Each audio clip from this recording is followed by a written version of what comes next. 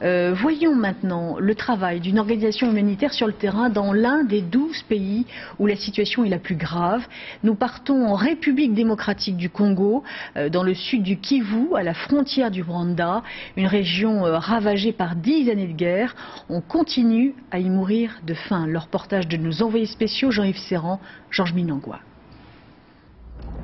Les hauts plateaux du Kivu, à 2000 mètres d'altitude, une terre pourtant fertile avant les combats fratricides entre Rwandais et Congolais.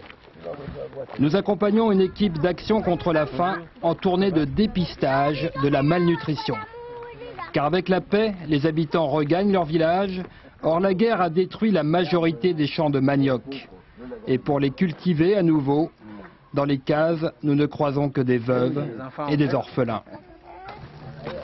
Alors, dès le deuxième hameau visité, le cri d'une jeune fille.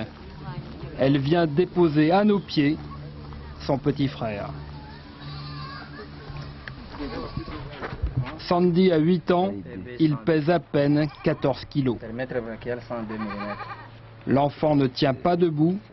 L'équipe ne pourra même pas plier ses jambes pour le mesurer. Un peu plus d'1 mètre à 8 ans. Maounou, la grande sœur, raconte. Elle se bat pour le maintenir en vie. Leurs parents sont morts quand il est né et elle n'a plus que lui pour famille. Mais elle n'a rien à lui donner à manger. Voilà leur repas quotidien. Ça, c'est le fait de manioc. Ça et ça, c'est la même chose. Vous voyez là-dedans, il n'y a même pas d'huile. Il n'y a que de l'eau et du sel. L'équipe propose d'emporter le petit garçon, mais il s'accroche au cou de sa sœur.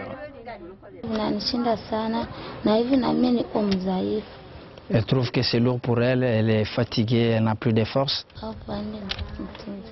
Ok. Elle a besoin d'une assistance, c'est ce qu'elle insiste. Maounou emmènera l'enfant sur son dos jusqu'au village de Lemera.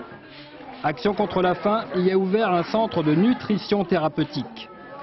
Il abrite aujourd'hui 80 cas de malnutrition sévère, comme Sandy.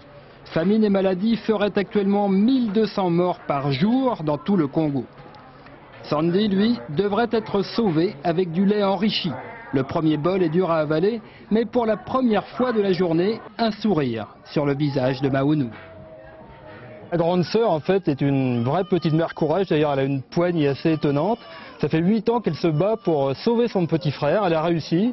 Il va suffire de 3 semaines de cure de lait thérapeutique pour que ce petit garçon puisse rentrer chez lui. On voit qu'il ne faut pas grand-chose en Afrique pour sauver des milliers d'enfants.